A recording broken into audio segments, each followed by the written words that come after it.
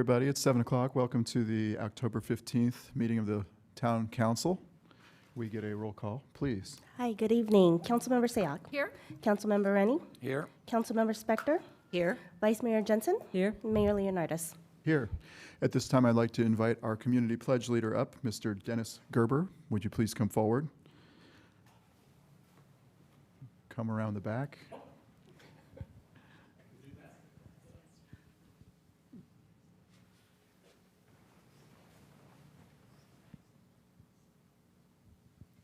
I will share with you a few words about Mr. Gerber.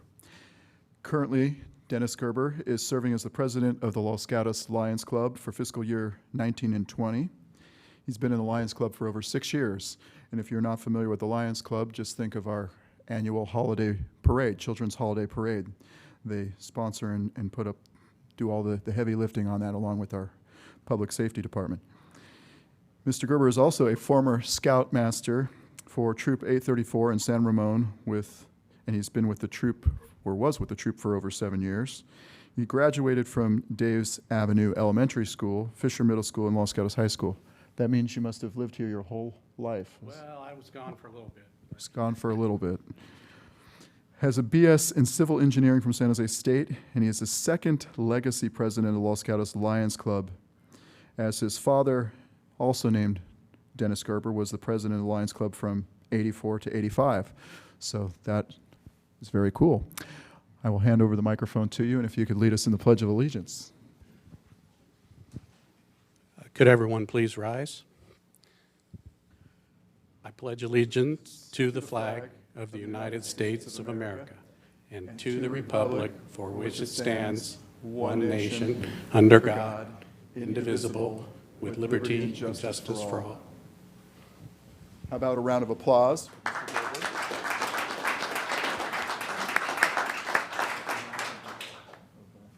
you. My fellow council members. Thank you. Here's a gift to you. Oh, great. Thank you. Thank for coming, you. Dennis. Thank you.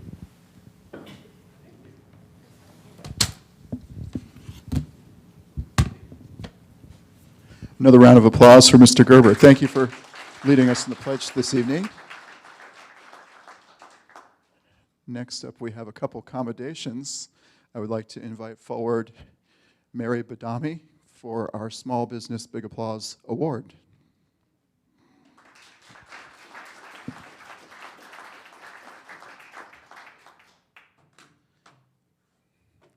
What can I say about Mary? You've been doing the insurance business for 32 years in Los Gatos. You're also one of our community service officers, and you're on our planning commission. You are, how can I say this? I use you for my insurance, and one of the most honest business people I've ever met. So I hope that people watching tonight at home will continue to use your services in our community for another 32 years. It's been a little while. Would you like to add? I would just like to make a correction that when I was a community service officer, it was not for the town of Los Gatos, it was Mountain View. But I'm extremely grateful to be a part of this community, and being recognized tonight is truly an honor. Thank you, Los Gatos, for all of your support, and it's a privilege to be of service. And that's Mary Badami Insurance. Don't leave it. Farmers Insurance, located in downtown Los Gatos. And this is for you to hang on your wall. Thank you so much. Thank you so much. Thank you. Okay, picture?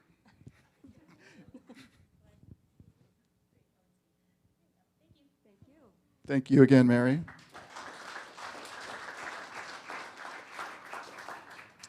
All right, at this time I'd like to invite up Louise Abigail Wenke.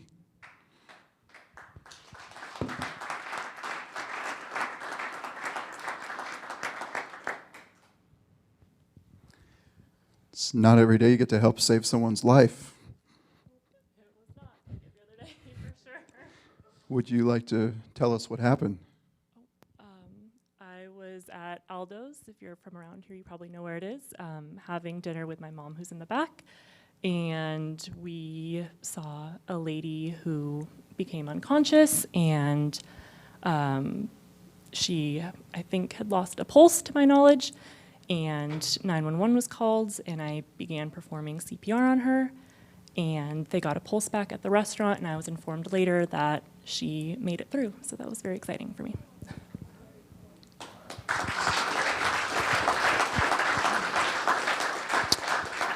A remarkable story. I'd also like to invite up our first responders who were involved at the time. Please come forward. We have many of you in uniform this evening.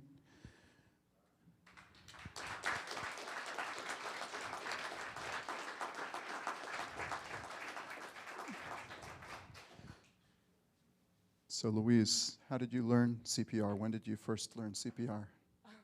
I'm actually in vet school, so I've only ever done it on dogs. I'm a human, but it was kind of the same idea, and it worked, I guess. Yep. Simply amazing.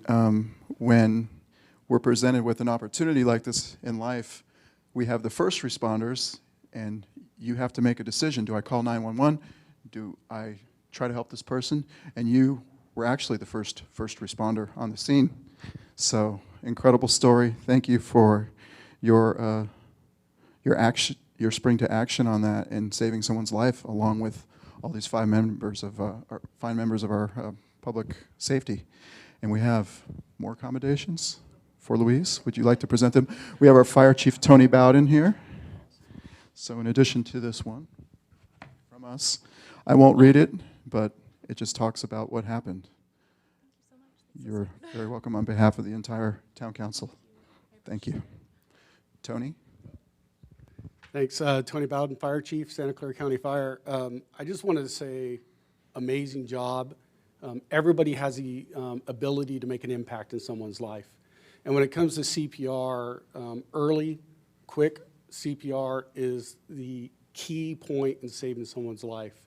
And so jumping in, taking action, recognizing a situation and not sitting back, because a lot of us sit back and kind of get nervous, what do I do? But jumping in and making a difference, in this case, made a huge difference in someone's life, and I would suspect their entire family. So how the recognition came about is our local fire company said, you know, hey, we need to recognize this member of the public and the police officers from Los Gatos Police Department who are critical partners, and oftentimes they're either before us or at the same time and jump in and help with the scene and securing the scene. So just as important, and we just brought some small tokens of our sincere appreciation for not only you, Abby, and it's Abby, right? You, Abby, but also for our fellow police officers. And I understand Paul couldn't be here today, so we have one to take back with him. But we love the partnership with Los Gatos PD Chief. Amazing men and women in your force, and it was a complete team effort. So thank you. And on behalf of Santa Clara County Fire Department, small token. Wow, thank you. And also, Abby, for you is a challenge coin from Santa Clara County Fire Department as well. Thank you very much for what you've done. For all that you guys do. Yep. It's incredible. And then Rich, also for you. Just as much challenge coin for you as well. Thank you very much. No, you bet. Congratulations. Thank you again. And Frank, for you as well. And sincerely, for me, the partnership with fire and law enforcement is incredibly important because it's a team. And welcome to the team, Abby. We're happy to have you in our community. One more thing I'd like to add before a big final round of applause for everyone up here. The individual was able to walk out of the hospital the very next morning. So probably a split second between life and death. And gosh, they were just so lucky you were at Aldo's that day. Everyone needed Aldo's. It's a good luck place. Thank you again to our everyday heroes as well, our police and fire, who bring us that comfort in living in this fine community and also participated in saving this individual's life. Thank you. Big round of applause.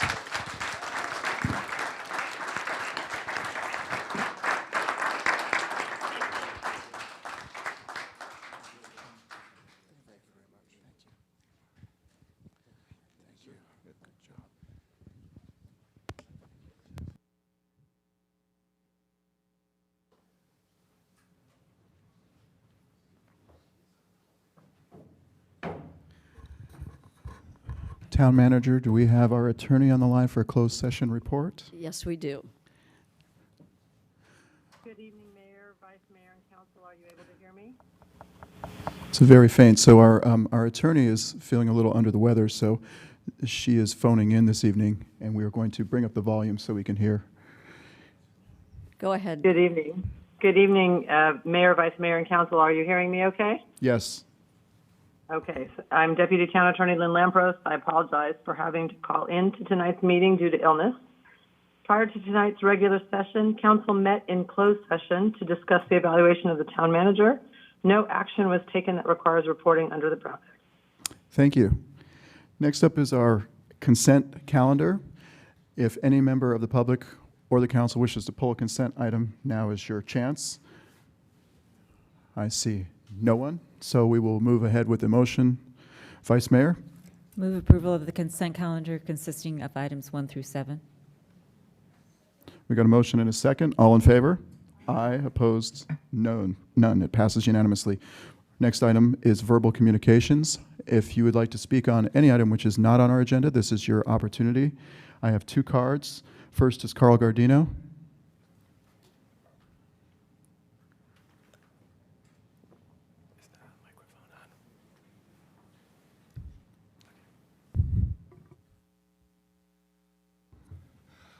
Good evening, Mayor and members of the Town Council. I'm here tonight to answer the question that you've all been pondering for weeks. What should I be doing on Thanksgiving morning? Well, I'm glad you asked. We would like you to join us for the 15th annual Applied Materials Silicon Valley Turkey Trot and our ambitious goal this year that we call Mission 1 Million. With so many families and individuals in need throughout our region, our goal is to raise $1 million from this year's community charity run walk alone to add to the $9 million that we've been able to disseminate in the first 14 years of our Silicon Valley Turkey Trot for Second Harvest Food Bank of Silicon Valley, of Santa Cruz County, the Healthier Kids Foundation, the Health Trust, and the Silicon Valley Housing Trust.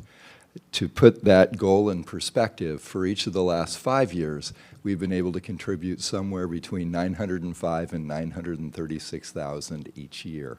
It's that gap that we want to close because the gap is growing between those in needs and those who are as blessed as most of us in this room. One of the main ways that we can accomplish this goal is you and your networks through our Sand Hill Foundation Mayor's Cup Challenge. And as you know from past years, our Mayor's Cup rewards mayors and council members and town managers who register for our race, either to be there in person or in our remote runner category, where we send you in advance your shirt, your bib, and your medal, and you can just walk around your house and still support the work we're doing as a community.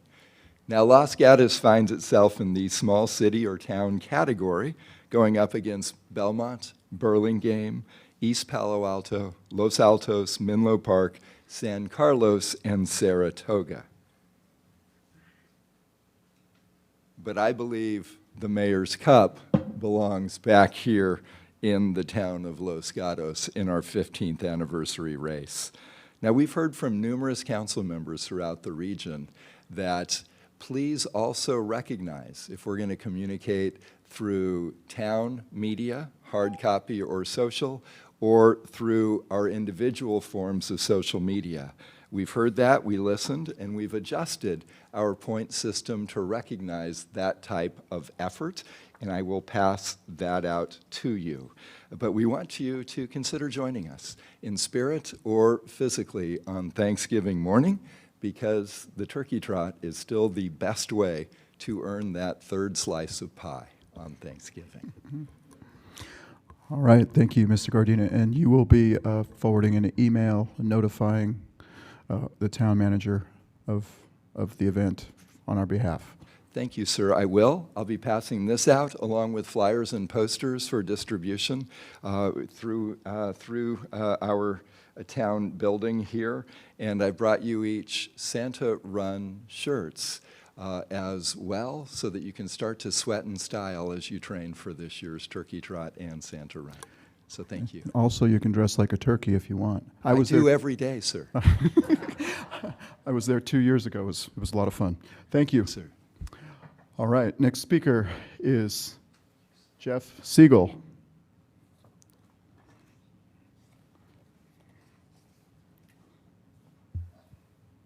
Good evening.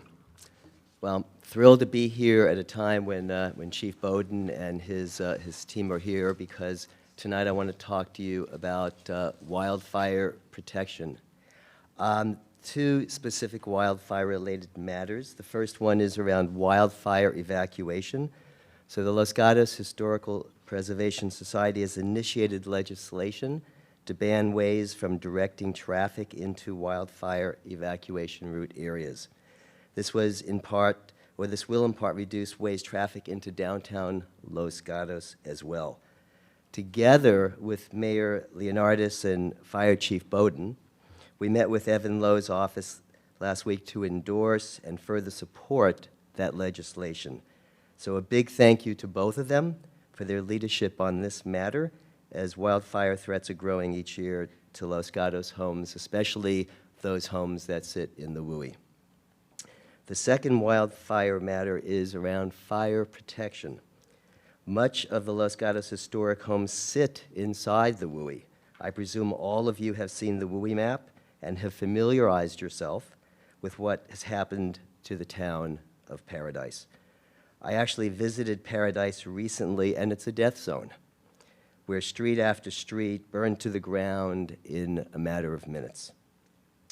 Unlike today's modern-built structures, these century-old homes are essentially WUI matchsticks, just waiting to get torched. A single ember can travel over a mile on strong winds, as we have, and with their exposed porches, ancient wood siding covered by dozens of oil paint layers, they are by far the most vulnerable. And as we know now, Los Gatos has a higher wildfire risk score than Paradise. So the question is, are we going to wait until a wildfire hits Los Gatos, burning an entire neighborhood to the ground with many lives lost, or are we going to be proactive in taking action to prevent this destruction from happening in the first place? Fire protection requires retrofitting these historic fire-prone homes, which can be achieved with the right funding. Fire-resistant paint, siding, roof, and porch materials would make a huge difference in protecting against a wildfire and can save lives. So we are here tonight to ask Marsha Jensen whether she would support using Mills Act funding to undertake a wildfire retrofit program aimed at fire protecting our historic homes and, more importantly, saving lives. And considering the 85 lives lost in Paradise, this should be an easy question to answer, but I would really like to pose that question to Marsha. Is this something you can get behind and support? Mr. Siegel, we have a question from Councilmember Spector. Absolutely. Well, given that council members can't just talk to the audience, I have a question. Did you say that Mr. Lowe introduced what legislation on Waze, or that you just discussed the concept with him? I formally initiated the legislation process with his office about a month ago, and with the support of Mayor Leonardis and Chief Bowden, we collectively now have a lot more support around that. Chief Bowden was very articulate in helping to explain the significance of that kind of action to take and an understanding of the legislative process and what he could provide to Evan Lowe's legislative team to help move that forward. So our intent is to see that to rise to the top of Evan Lowe's legislative priorities, and with the new legislative season that will be starting soon, for that to be formally entered into that. Thank you very much. Okay, Councilmember Sayoc, you have a question for our staff? Okay. Thank you, Mr. Siegel. Great, but I would still love to get the question answered if possible by, She would probably do that offline, if the vice mayor, if she so chooses. Because it's not on the agenda and it's not a scheduled item, and because you are speaking on something off the agenda, I don't feel any obligation to answer your question at this time. okay. Well, I just want to reinforce the importance of being proactive instead of reactive in the situation like this. Thank you. Thank you, Mr. Siegel. So that concludes our regular verbal communications. We will move on to our, oh, now you'd like to. Yes, just based on this conversation that was not on the agenda, I just want confirmation, is there a town-sponsored legislation as well as a legislation that Chief Bowden is sponsoring that we should review? We have not seen any bill. We understand that the constituent has provided the idea to the Assembly member's office, and it will start the process from there. Okay. And so the only request of staff, should that become a legislation that is a formally sanctioned, if we can get a formal copy? Of course. Councilmember Spector. Thank you, Mr. Mayor. Along that line, if possible, if we could, the council could be informed of the any process information even before it's introduced as legislation. Thank you. I'll be happy to follow up with the Assembly member's office. Thank you very much. Okay. I was going to take item number 9 in front of item number 8 this evening because we have our fire chief here and he can help potentially answer questions along with members of his staff. So we will go to item number 9, which is the introduction of an ordinance by title only affecting an amendment to Chapter 11, which includes garbage, refuge, and weeds of the town code regarding weed abatement regulations. Mr. Andrews? Thank you, Mr. Mayor and Council.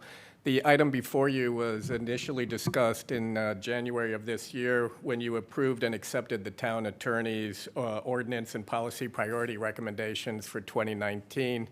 As the memo indicates, the last time the weed abatement ordinance was adopted in 1968, it really hasn't been reviewed since then. And given the significance of some of the wildfires that have occurred in our state, especially the northern part of our state the last several years, this was one of the ordinances we wanted to bring forward sooner rather than later. In addition, we bring it forward in tandem with the item that was on the consent calendar, which included an assessment of the wildland-urban interface evacuation capabilities. That assessment identifies some challenges. It also identifies some opportunities, and we feel that making some recommended changes to the weed ordinance as it stands now presents one of those opportunities.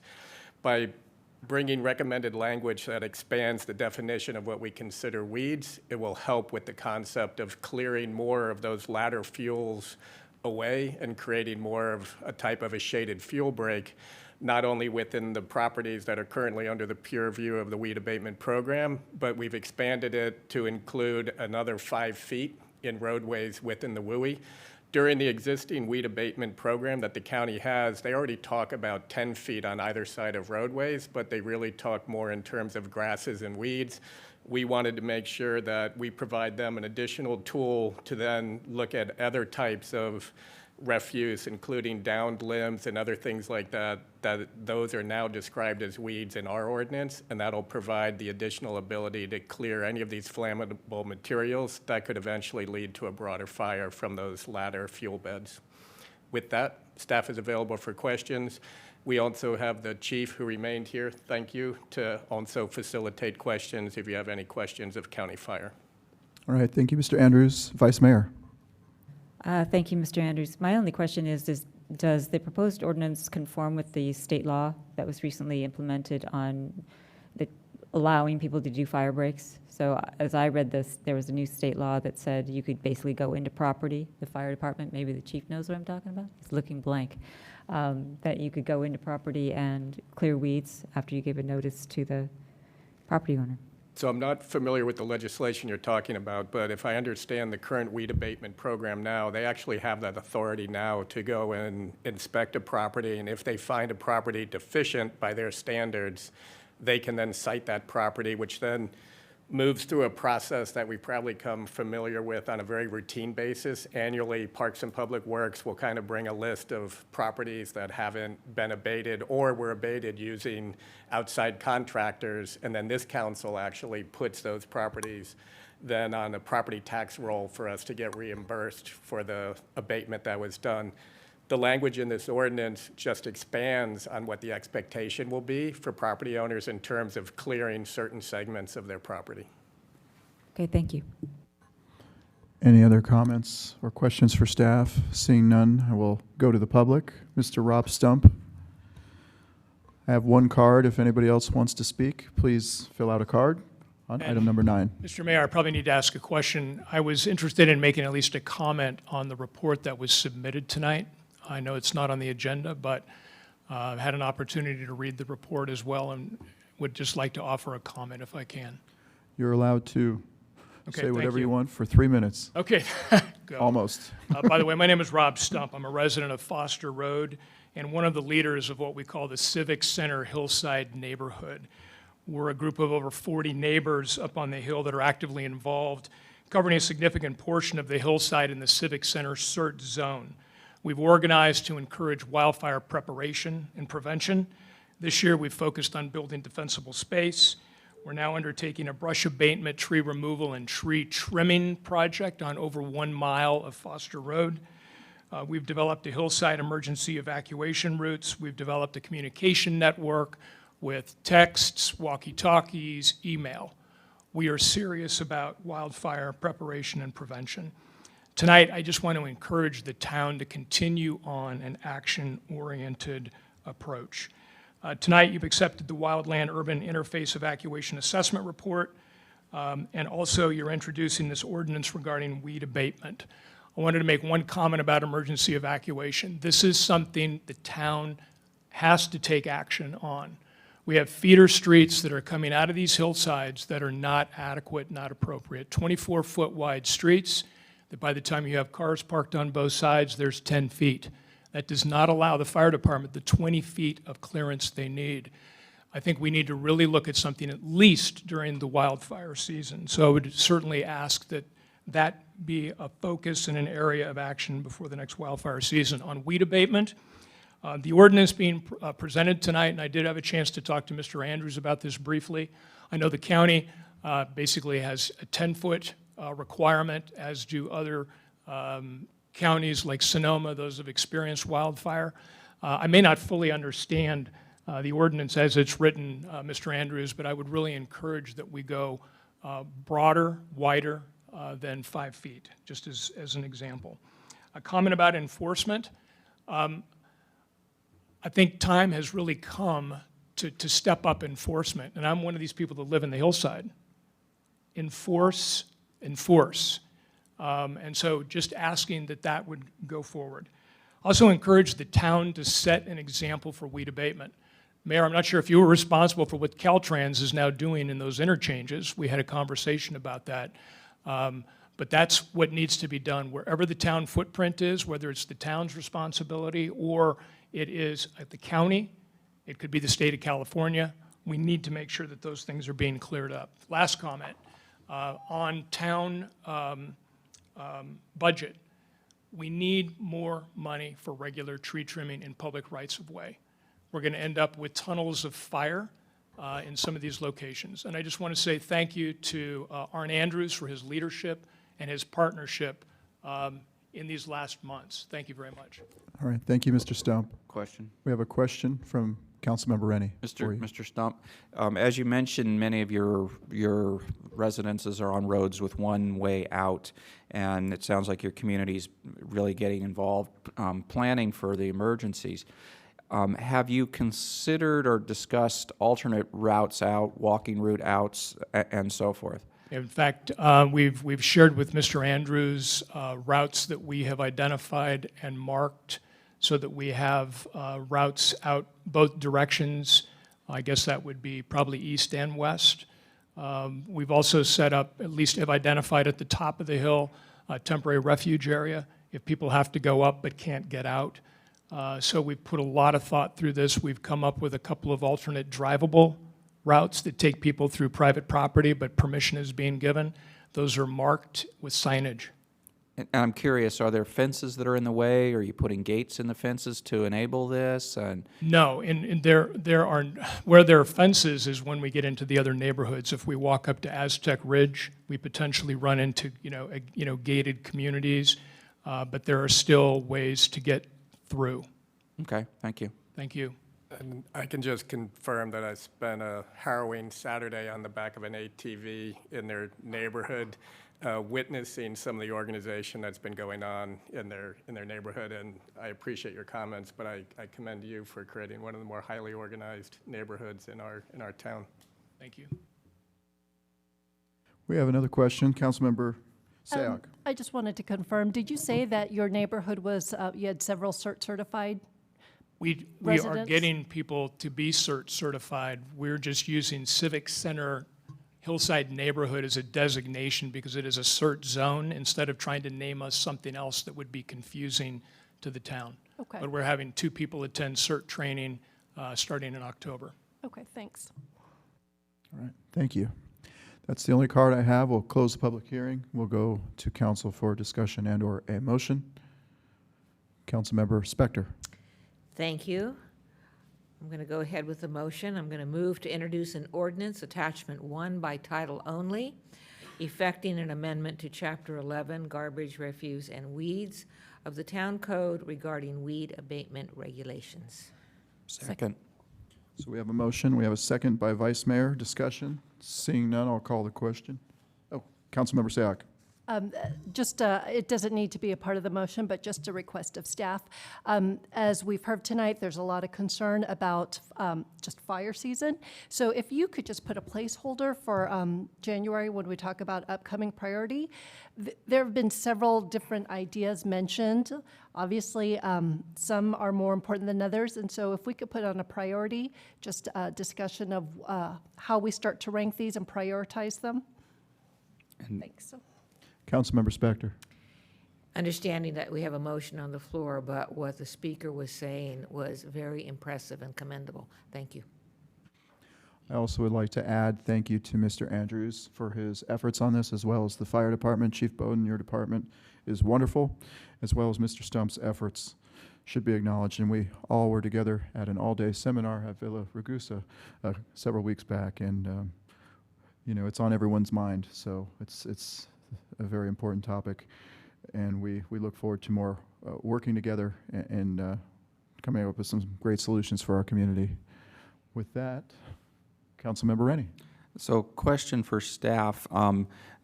Have we thought about trying to replicate what this neighborhood has done and how we might get others started or energized or motivated to recreate that in some of our other neighborhoods?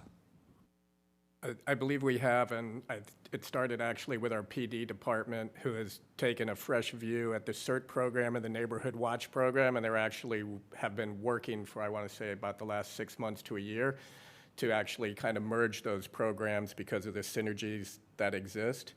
I will also say that Mr. Stump, I've introduced him to several other residents who have expressed an interest in his program, and I believe it is something that can be replicated, but it did start with him going door to door and knocking on his neighbors' doors, and so we just need to keep finding those residents that have that passion for not only their families but for their community and plug them into what we have as an existing CERT Neighborhood Watch program and just embed them into those. So I think there will be more opportunities as more of this gets discussed, and certainly between what our PD is currently doing and then what is obviously a successful strategy in their neighborhood, I think we can continue to make strides.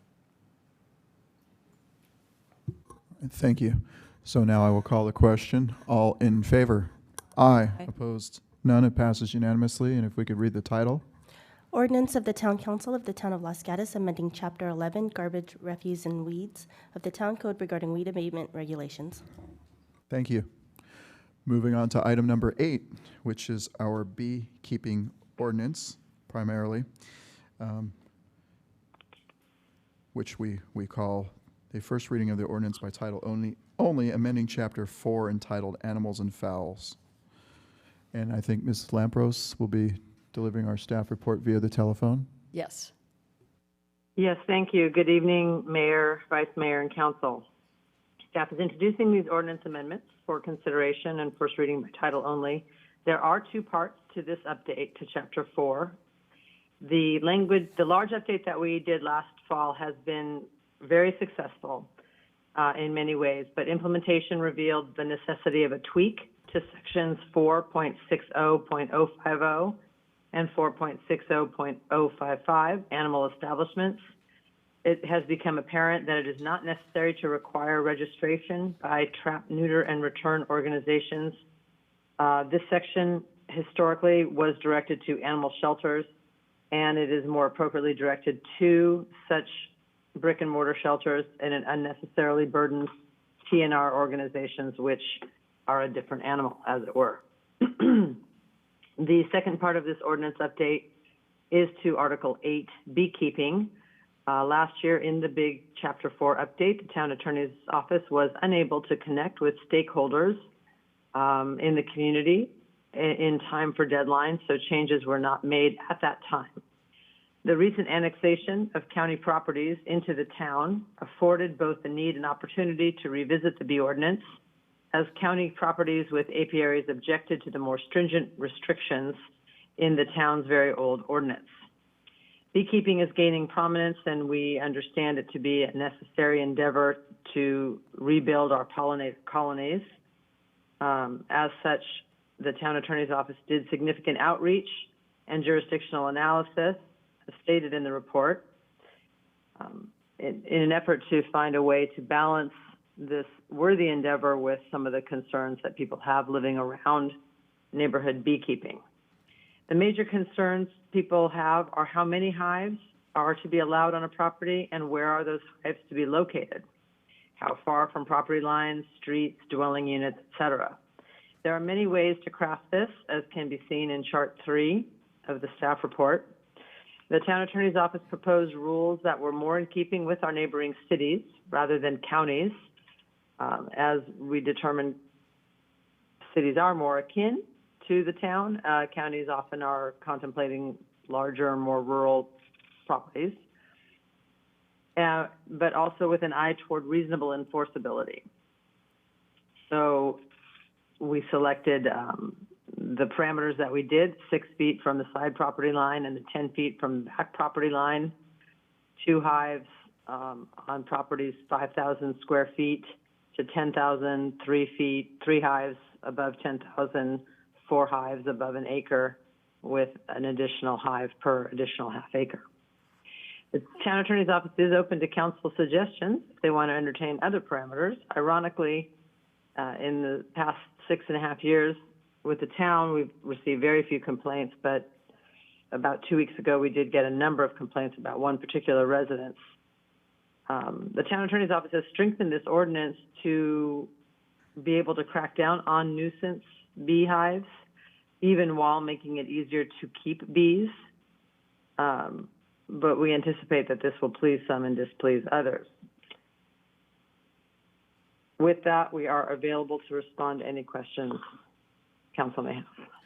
Thank you, Ms. Lampros. I have one question, and this came up at our council meeting several months back when we were talking about annexation of county pockets, and there were a couple people from the public who had a concern whether our bee ordinance would match that of the county.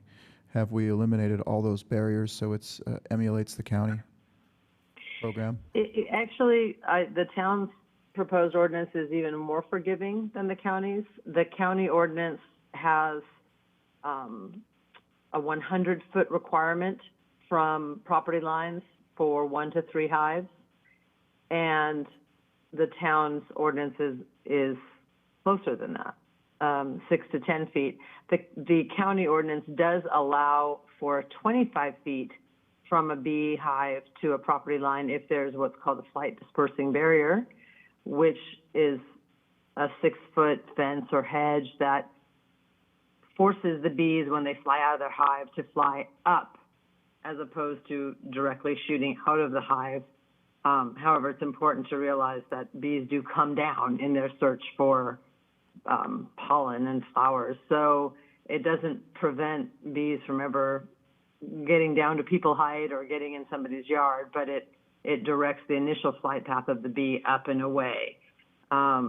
Perimeter fences have been deemed in some jurisdictions to suffice as a flight dispersing barrier. So the typical property in the town is going to have a perimeter fence around it within the best practices distance from the fence to the hive. So I went a little more forgiving, more in keeping with the towns and cities of Saratoga, Cupertino, Monte Sereno, et cetera, because of contemplating the different nature of properties in the town than exist in the county. However, this will probably displease some and please others. It certainly does. The new county properties are not under greater restriction than they were in the county. Okay, thank you. Councilmember Spector. Thank you, Mr. Mayor. To the town attorney, I realize that the square footage of the property will be a variable, but let me try my question. If you have a property in Los Gatos under this proposed ordinance, and it has fencing on 2 sides and no fencing on 2 sides, how does that property play into your ordinance?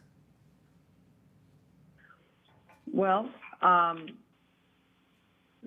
the ordinance still just dictates an amount of space from the hive to the property line, whether or not there is fencing.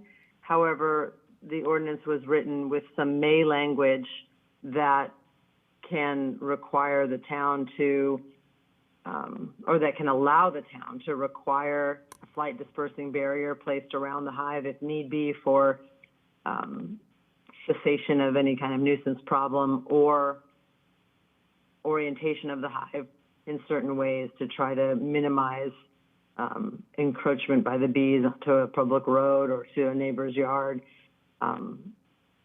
So we retain tools to allow us to do this, but it was contemplated that most of these properties would be fully fenced.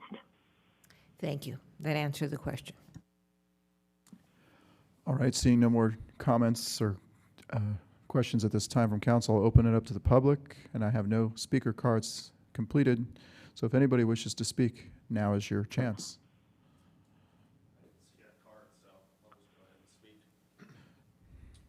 You get 3 minutes at the microphone. If you could just tell us who you are. And Sure. My name is Tim Dauber. I run a large bee removal rescue business here in the Bay Area. I've actually removed some hives from city properties. I think it's a step in the right direction because the last 30 years I've been breaking the law. Pretty much nobody in Los Gatos has been able to keep bees on their properties with the current regulations. Just recently, about a week ago, I removed 2 extremely large hives from above Los Gatos High School bike corral.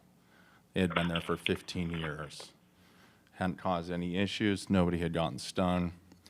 So I think the regulations that you guys have in place are going in the step in the right direction. However, I feel that these limitations on the number of hives and all this stuff really depends on the ability of the beekeepers to take care of the hives. So what I find is a lot of these beekeepers that are novices, maybe they're not doing their inspections, their hives swarm, and then we get a call from the neighbor that ends up getting a hive in their front yard or down their chimney, right? And that happens. And that happens with your city trees. You guys have a number of hives that are in trees here on city property. And I think up until about 5 years ago, you guys would call us and we would pull them out of the trees. Now, I don't know, you guys are kind of going in the step in the right direction of wanting to protect bees. But what I've seen with the town is that you guys are actually destroying these hives in the trees. I had one instance where I had a customer call me about a hive that was located in a city tree, and I referred them to you guys because it was a city tree, I couldn't touch it. Well, about 2 weeks later, the town arborist came out, sprayed chemicals inside that tree, and sealed the tree. Up to about 4 or 5 years ago, I think your policy was to rescue these bees and do live removal. I would encourage you guys to do that, but I'm in favor of your new regulations. I feel that these are really a step in the right direction and take kind of that legal risk of keeping bees and move it into the legal limelight, so to speak. That's all I wanted to say. I have a question for you, and I think we might have one more question. So in the past, were removing hives from city trees and all kinds of places. What do you do with the hives when you remove them? Where do they go? Yeah, so we have bee yards all over the Bay Area where we keep them. We have city contracts. We used to have a city contract with Los Gatos here about 4 years ago. But I have an active contract with the city of Sunnyvale, Menlo Park, Morgan Hill, Gilroy, Sunnyvale, and Mountain View. These hives end up in areas, and to be honest, we are over the limit in a lot of these places. Do we see that the neighbors have problems with us having the hives there? No, because we're maintaining them. It's kind of one of those things, if they're out of sight, out of mind, right? We do have a property in Los Gatos that sits on 16 acres. Up until this point, we've only been able to keep, I think, two hives there. But with now these new regulations, we should be able to keep, my math is correct, close to 33 of these rescued hives. These are not hives that, you know, I'm propagating myself. These are all people call us, they get a swarm, and in many cases we'll remove them for free and find a place that's suitable for them to live. What I would encourage you guys to do is to look at your own city policies as far as having bees in trees, because the reality is there's a lot of feral hives out there. There's feral hives just right up the street where the kids walk past it every day on their way to school, literally 2 feet from the sidewalk, and that's a city tree. So I look at those, because of what I've seen in the past with the destruction of those wild hives, I kind of, when people tell me about them or if somebody complains about them, I say, hey, look, you know, as long as nobody's getting stung, let's just leave them alone.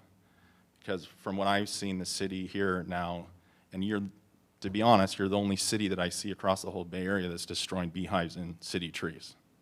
And I don't know if that's a new policy or something that maybe somebody has taken upon themselves because they don't want to pay the money to have the live removal done. So maybe something to look internally and see what that is. The reality, these hives have been living there without having any complications and stinging anybody. Obviously, people are deathly allergic. It can raise some substance issues, and people are afraid. People are afraid when they walk their dogs, or when the hives actually swarm. It can seem sort of aggressive, but the reality is when hives do swarm and they reproduce, that is at the time when they're least aggressive. Okay. Thank you very much for the information. We have any other questions? Seeing none, thank you. All right, going back to council for discussion. And, oh, I'm sorry. Please bring your card forward.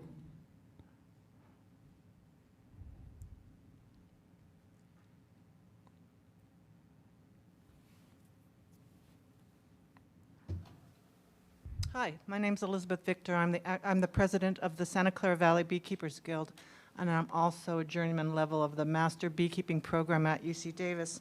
And I'm here to represent the Guild and our membership and encourage the council to consider the revised ordinance for beekeeping in Los Gatos. Our members are 400 members active. Our mission is to support and sustain beekeepers in the art of beekeeping, also to do outreach and education. We have reached about 2,000 students to date this year, and we also speak to public service groups as well. It's a very important and active part of our organization, and our last mission is to support scientific research in California for the European honeybees. So I'm here to answer any questions or advise you about beekeeping. Do we have any questions for the speaker this evening? Okay. Thank you so much for coming in. Does anybody else wish to speak? All right, now we will close the public hearing and move on to council with discussion and/or a motion. I have a question, I guess we can start off. The comments from the first speaker about what has happened with the hives in our trees. I don't know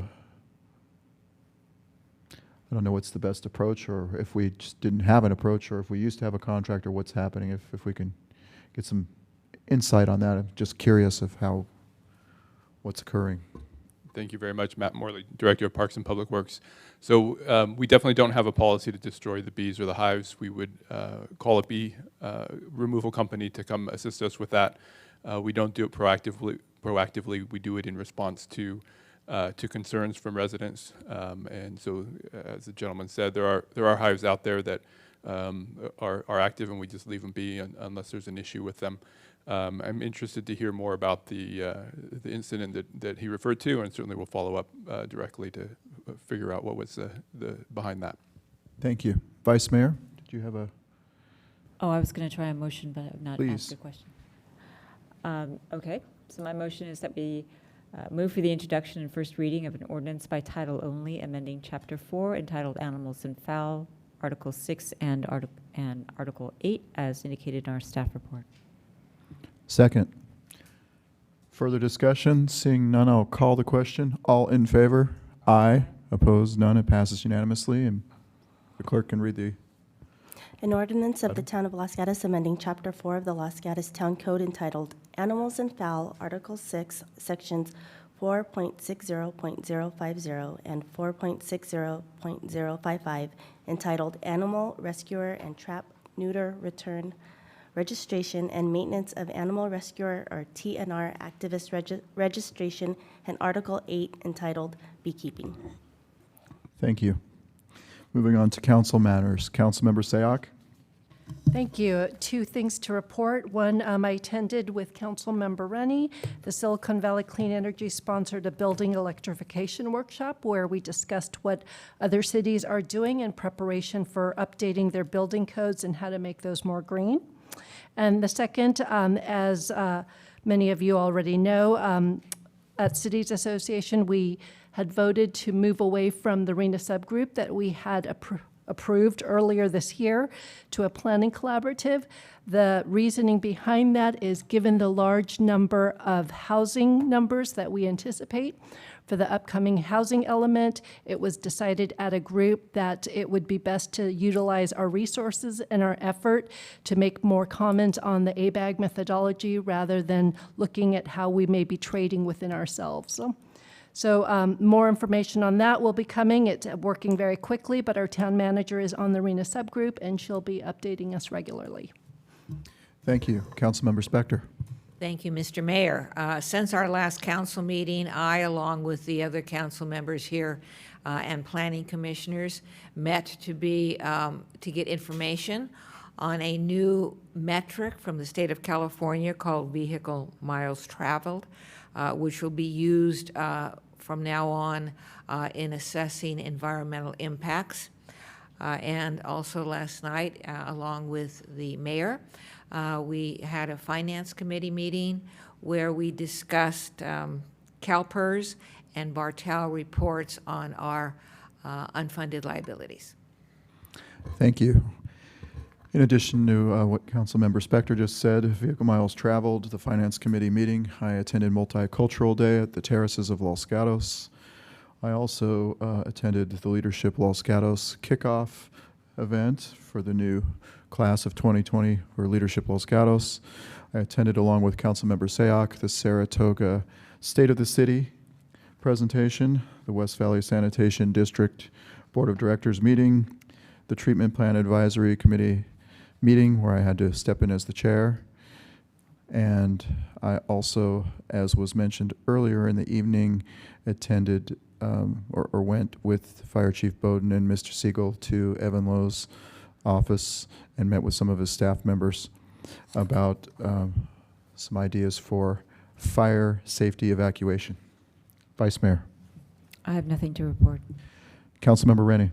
Thank you. In addition to the electrification forum mentioned by Councilmember Sack, I also attended the Silicon Valley Clean Energy Special Board workshop where we talked about how to move to be carbon-free by hour purchases rather than just an aggregate. I also attended the Silicon Valley Clean Energy Risk Oversight Committee. I also attended the LAFCO Commission, nothing too interesting to report. I attended the Housing Trust mixer called On the House with Councilmember Sack also and many other elected officials. I attended the Silicon Valley Bicycle Coalition dinner. I also attended the VTA board meeting.